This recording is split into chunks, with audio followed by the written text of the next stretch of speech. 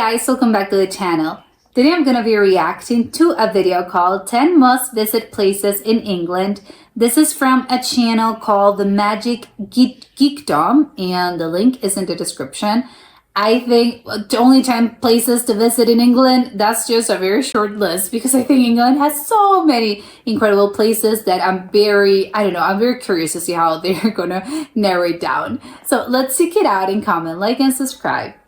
We've spent 7 months over the course of the last couple years traveling throughout Great Britain, spending most of that time in England. Today, we're counting down some of our favorite places throughout England, the best coastal towns, picturesque villages, and the coolest cities. Whether you're planning your first trip to the UK, or you live nearby and are looking for a day out or a weekend break, these are the places that we think you must visit. Make sure you subscribe and check out our other videos for guides to each place, foods you have to try, and so much more. In 10th place is Lincoln. This charming city in the East Midlands completely won us over with its incredible cathedral, fascinating history, and delightful charm. If you've never been to Lincoln, it's a very steep city. In fact, the main thoroughfare is called Steep Hill, appropriately named.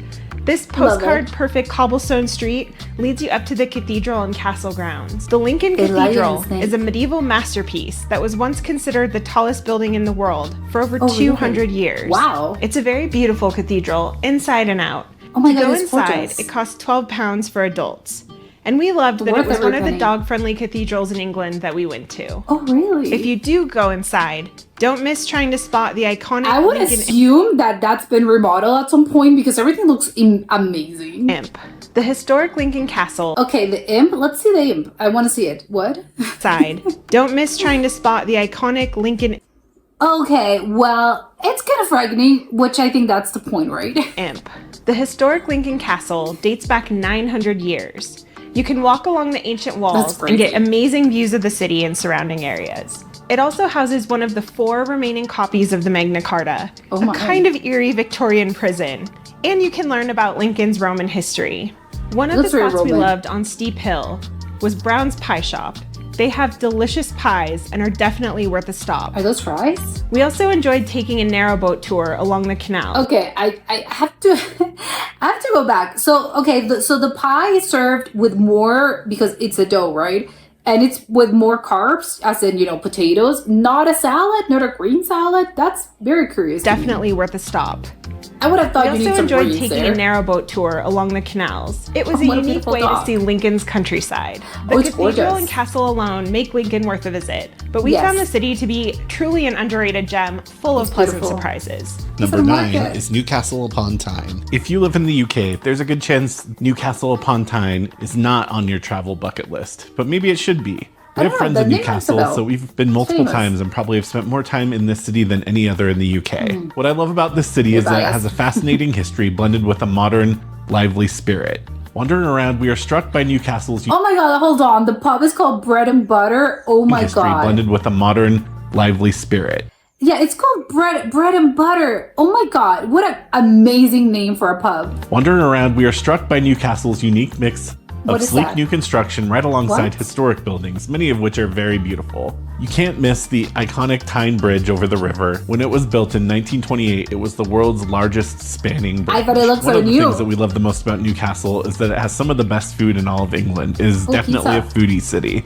Granger Market dates back to 1835, and it's a must-visit market. It has wonderful food options like artisan cheeses. We tried a unique sticky toffee cheddar and had one of the best chicken sandwiches we've ever had at Feds. Another highlight is the quirky WC Gin Closet, possibly the world's smallest gin bar set in a former women's toilet.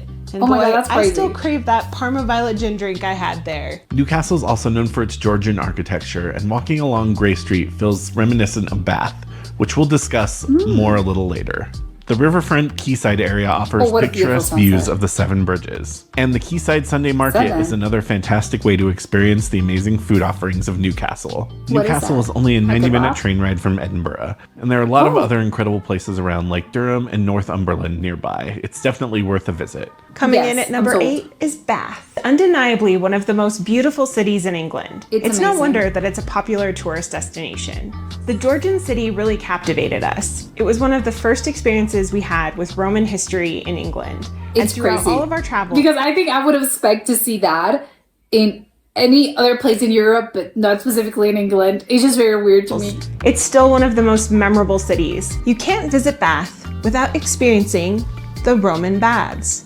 The remarkably intact ancient thermal spas that date back to around 60 AD. Walking through the baths really makes you feel like you're experiencing ancient times firsthand. Obviously, you can't really take a swim there or at least submerge yourself, but oh my god, what a wonder if you could. And the museum is full of so much wonderful information and so many impressive artifacts. It is definitely worth a visit. Incredible, yes. The iconic Bath Abbey, looming overhead, is an architectural marvel in its own right.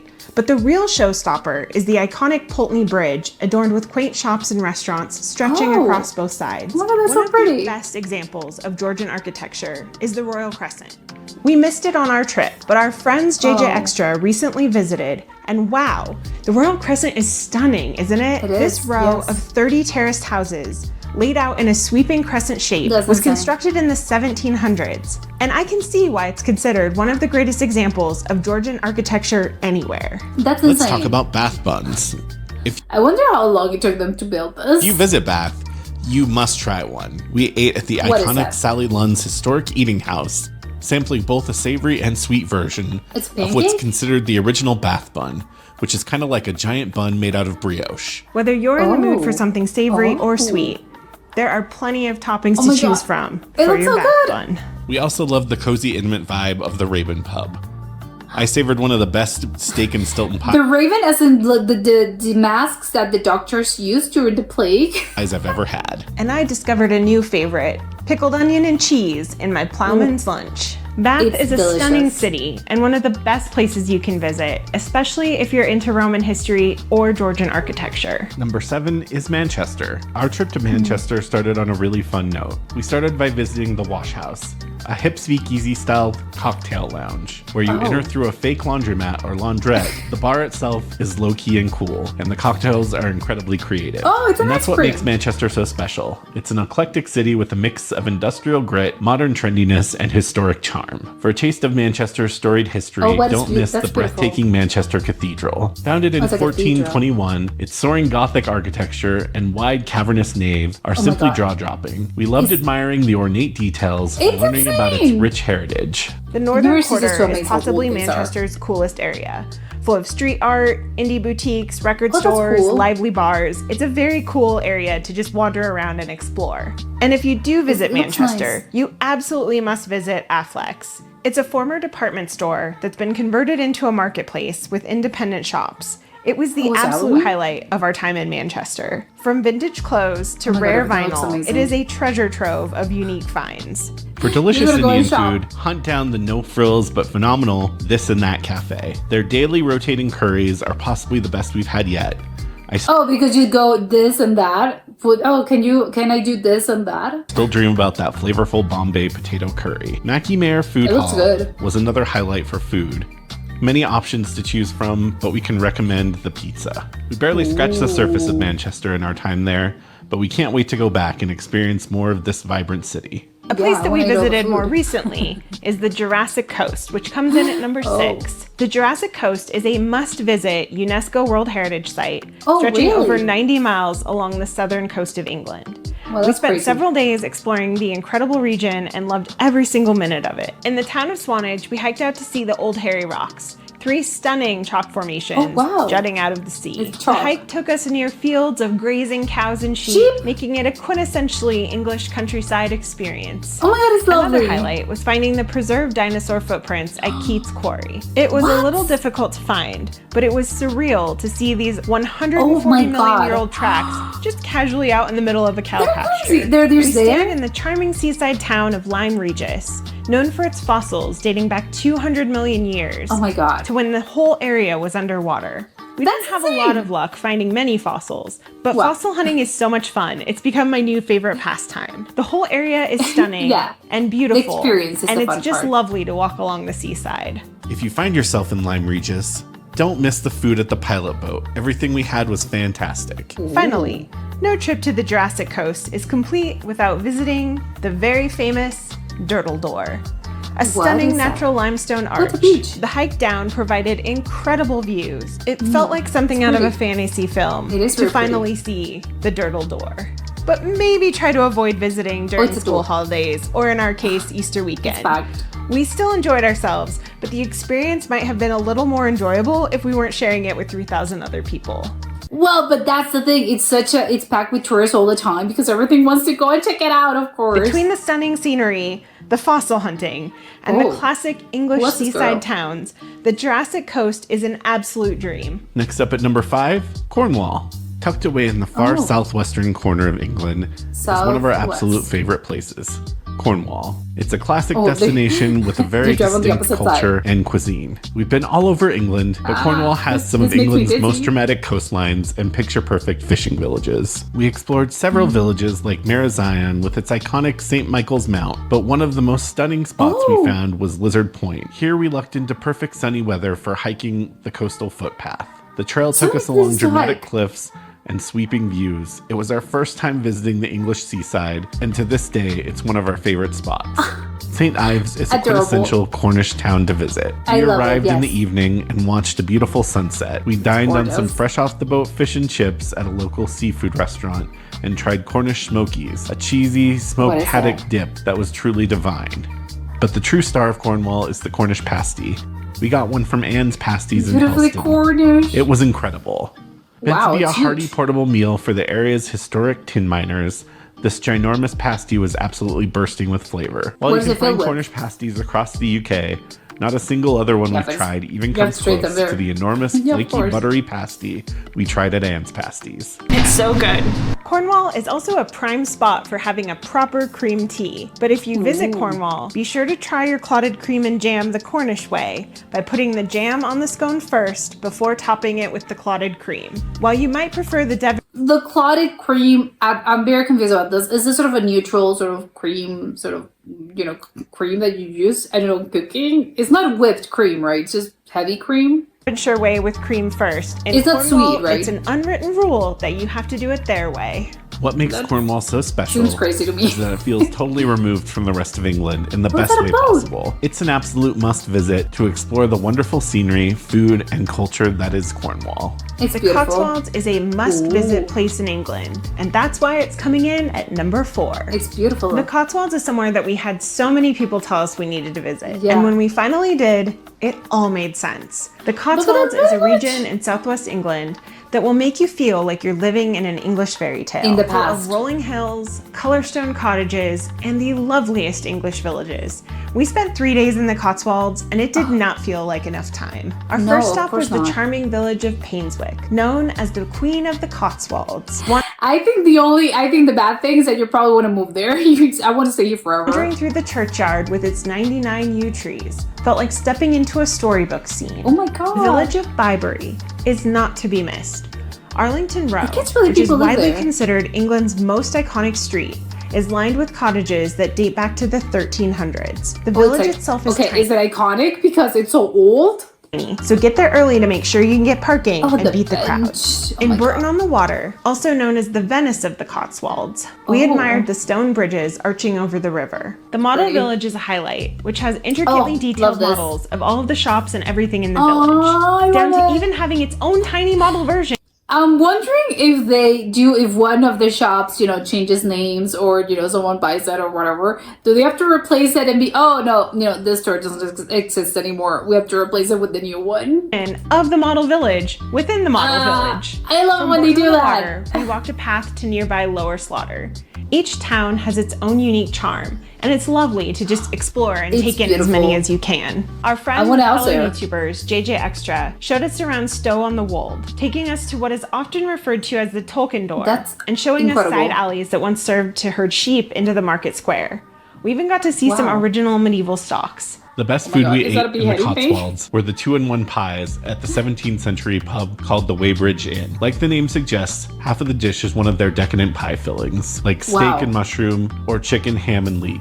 and the other side is filled to the brim with the most deliciously creamy cauliflower cheese. It was the ultimate savory pie experience. No trip to the Cotswolds is complete without staying in an iconic cottage with that classic Cotswolds green paint. Ours was located in the village of Longborough and was the perfect relaxing place to unwind. Oh my God. Aside from us melting cheese in the oven and almost burning our cottage down. The Cotswolds is a very popular destination, and for good reason. If you're looking for a place to visit in the picturesque English countryside, look no further than the Cotswolds. It is truly a real-life storybook escape. Before we get into the top 3, if you've enjoyed this video, please subscribe. Each place that's made this list has a more in-depth video, and we have even more videos from places that didn't make the list. So make sure to check out our other videos on the channel. Number 3 is Whitby. Steeped in literary history and seaside charm, the coastal town of Whitby is one of the best in England. What a name. It's easy to see why this gem on the Yorkshire coast inspired Bram Stoker's novel Dracula. We love this town so much that we've now made multiple videos about it. On our first trip, we didn't know much about Whitby before going and went on the recommendation of our friends. It has we a were cool name. completely blown away by the stunning architecture. There are so many places around town with stunning views. The dramatic ruins of Whitby Abbey are one of the best sights in town. Though entry requires a fee, you can still wander the scenic churchyard and soak in the sweeping views from the nearby path. Oh my God, Between wandering the labyrinth of cobbled streets lined with arcades and amusements, taking a boat tour, or getting fish and chips from one of the many famous chippies in Whitby, you can't go wrong. And speaking of fish and chips, wow, they are great in Whitby. The Magpie Cafe is probably the most famous place to get them. Because, by judging by the queue, the line, it's huge. But also they're near the coast, so of course the fish is going to be super fresh. And probably just as famous for the queue outside as they are for the fish and chips themselves. But the food is fantastic. They have great curry sauce. Wait, I'm making myself hungry just talking about the fish and chips in Whitby. You also must try a lemon top, which is a soft serve combination of vanilla and lemon. It's a delight and a Whitby must. And if you're visiting Whitby, consider also exploring the nearby fishing village of Robin Hood's Bay. It's a very steep walk down to the sea, but it's a great village to wander the winding streets, check out the shops, and is a 10 out of 10 rated. So many roads that lead to the ocean are super steep, but that's what they're worth beach it. From our dog's perspective. We have loved each spot on the Yorkshire coast we visited, and Whitby remains one of our absolute favorite coastal towns in England. The Lake District is one of the top places that you have to visit. Beautiful. In England, and that is why it is number 2. Yeah, the Lake District is home to the country's tallest peaks, deepest lakes, and most breathtaking scenery. It's a UNESCO World Heritage Site and was at the top of our UK bucket list for a while before we finally visited last summer. And it did not disappoint. One of the highlights for me was Buttermere Lake, which I should clarify, most of the lakes in the Lake District are technically meres, which by definition is a shallow lake, pond, or wetland. Oh, that's what it means. Hence the name Buttermere. But whatever you refer to the body of water, it's absolutely astonishing. It felt so peaceful and serene, almost like we had it all to ourselves. The views in the Lake District are amazing, but what we didn't expect was how much we would fall in love with the towns. The charming town of Keswick is full of shops and cafes and a great place to wander. A real highlight was visiting this amazing bar called the Crafty Ba, which was built out of mostly recycled materials. Oh my God. It had such a unique, cozy atmosphere and an incredible selection of over 100 beers. I tried a peanut butter stout and man, I would try them all. I would try all of them. And yes, I would have to stay there for a month. And it was delightful. We couldn't visit the Lake District without stopping in the town of Windermere, which holds a special place in our hearts because we used to live in a town called Windermere, Florida, named after this very spot. The English Windermere is considered the heart of the Lake District, and after exploring its streets, we can confidently say it is the cooler of the two namesakes. Ambleside was another great stop, as it felt a lot more low-key and quieter than Windermere. And the highlight there is the 17th century bridge house. You also can't visit the Lake District without sampling the world-famous gingerbread from Sarah Nelson's Gingerbread Shop, which has been crafting this unique treat from a secret recipe since 1854. Of course, it's a secret recipe. Even if you have to wait in line, it's worth the wait, and you'll be greeted by the aroma of warming spices while you're outside. I agree. The shop is located right next to St. Oswald's Church, where renowned poet William Wordsworth is buried. He even described Grasmere as the loveliest spot that man hath ever found. Oh and my after God. tasting that heavenly gingerbread, I'm inclined to agree. There's also a very special afternoon tea experience at the Bassenthwaite Lake Station. It's a restored train station where you can have tea on a replica Orient Express train car that was used in the movie Murder on the Orient Express. At only £25 per person, it was an amazing value for such a special experience. Agreed.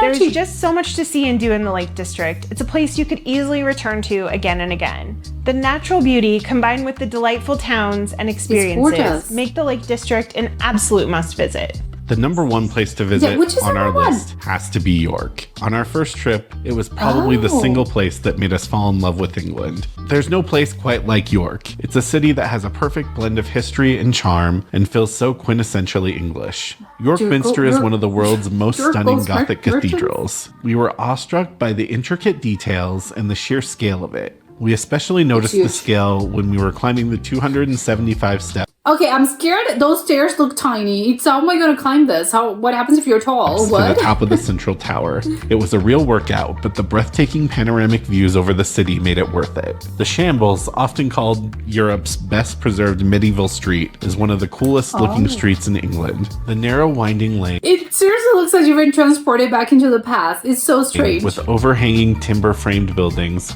is like nothing we'd ever seen anywhere else. It's we crazy, loved browsing the quirky independent shops like the Ghost Merchants of York, known for its handmade ghost trinkets. Ghosts. The pub culture in York is fantastic too. From trying classic pub dishes at Ye Olde Star Inn, which was established in 1644, to meeting locals at the Snickelway Inn, a great pub with quirky decor and 80s punk rock vibes. We loved immersing ourselves in the pub culture in York. Betty's Tea Room is a popular place to get afternoon tea, and it's also a really wonderful experience. At York Roast Company, you can grab the street food version of a Sunday roast. All of the roast and veg fixings wrapped up inside a Yorkshire pudding. Yum, can't go wrong there. But there are many great food options in York for dining. But why I know York is one of the best places to visit is because every time we go, we just want to put the camera down and immerse ourselves in the vibes and atmosphere. It's the kind of city I just want to wander and get lost in. It's a great city to take in a museum, walk the walls, and take in all of the Roman and Viking history. The robots. And just have a good time in a cool city. It's hard to make a list of only 10 places that you must visit in England, as there are many more we visited that we've loved, and even more that we haven't even experienced yet.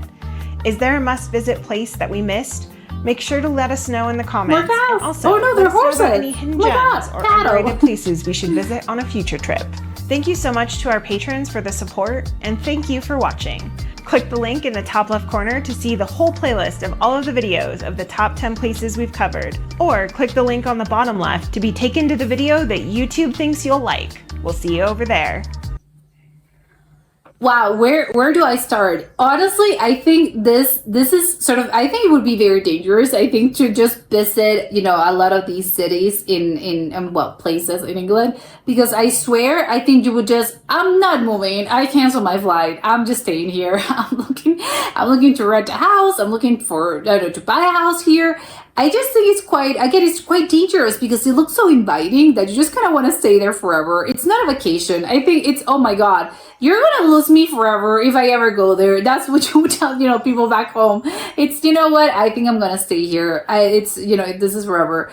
I'm surprised. Well, I'm maybe not surprised. I think it's just, again, it's a matter of taste and how, what specific things you like.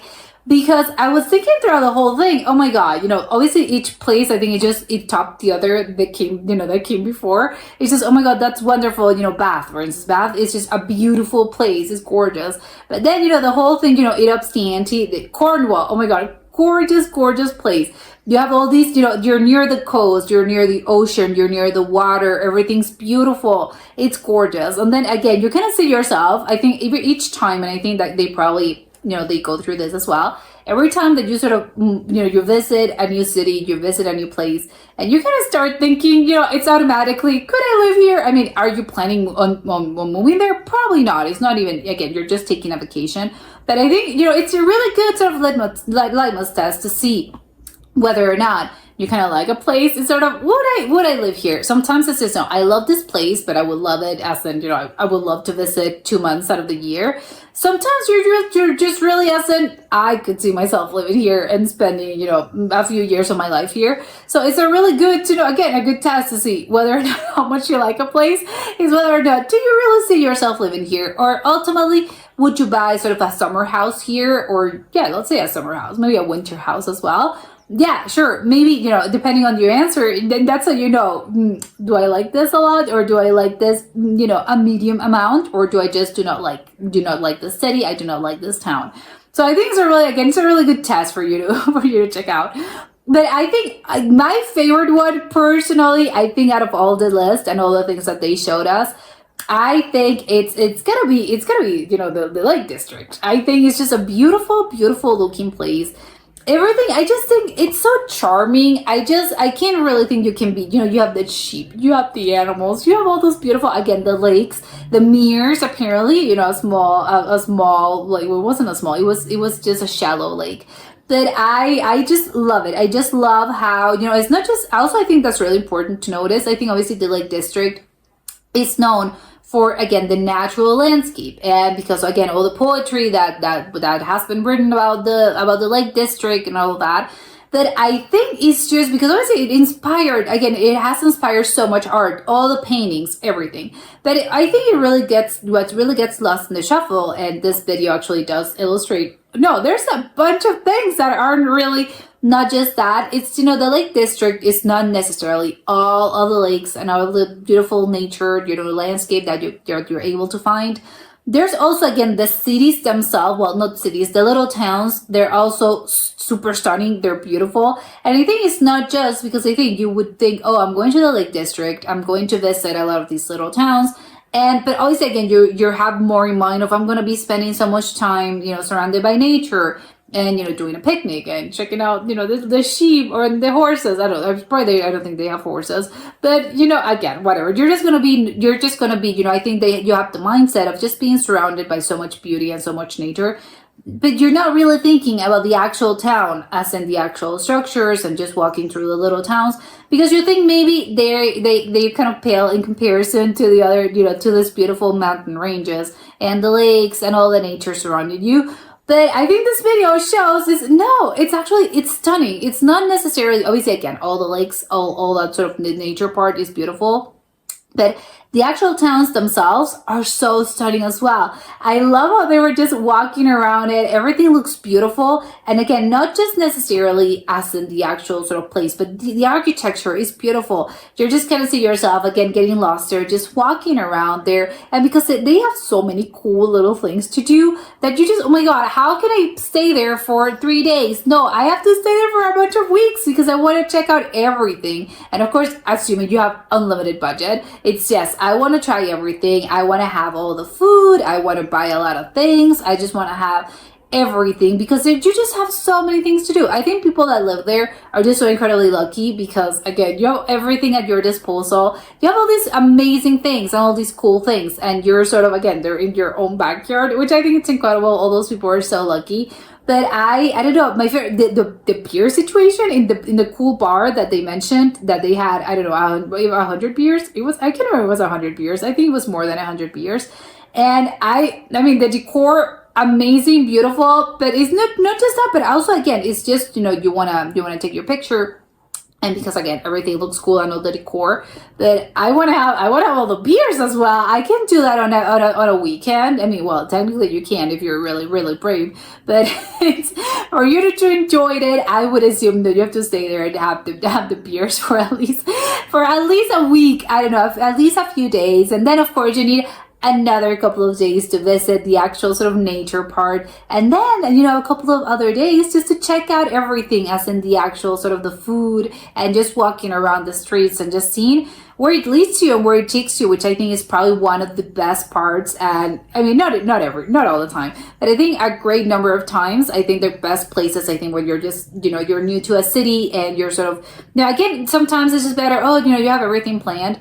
But I don't know, I just think there's a beauty in, you're new to a city, you're new to a town, you're visiting, and you're sort of, I don't know, see where your heart takes you, see where it takes you, and just walk around. I think that's just the best kind of exploring, just because I don't know, you're just, again, it's you never know what you're gonna find. Although again, I know that realistically sometimes it's not that possible and you have to have everything sort of figured out as oh, I know I want to check out this and this and that. But I think when you're just walking around, you just kind of get to see how, I mean, first of all, how the residents actually sort of live there, and the residents that live there, how they actually experience the city. And I think the beauty of the actual town, because a lot of these times, again, if you're a tourist, you're a visitor, and obviously your experience is going to be very different from someone that lives there all the time. And it just sort of, you take, the other side of the coin is, oh yeah, I'm just sort of walking around and, as if I was a actual resident, and I got to see a little bit of a different side of the city, or of the town in this case. And I think it's just lovely. It's sort of, oh yeah, you're able to find little treasures that probably only locals know, just because, again, they're sort of walking around as I don't know, this little random street that maybe doesn't seem to be like a lot. But then you walk there and you see, oh my God, okay, there were cool things to do. The gingerbread, I mean, all the food, I don't know why, and that goes for all the, all throughout the video. Not just in the Lake District, but also Cornwall. And I think, yeah, in Cornwall also apparently they have great food everywhere. Which I think is really funny, because I think a lot of the cliche and the stereotype is that England doesn't really have great food, and everyone's sort of, oh, British people, they don't really eat, cool things or good tasting things. But I don't know, I don't know why that's a stereotype. I think maybe it's just breakfast that really puts a lot of people off, with the whole sausage and the blood sausage for breakfast, and the beans.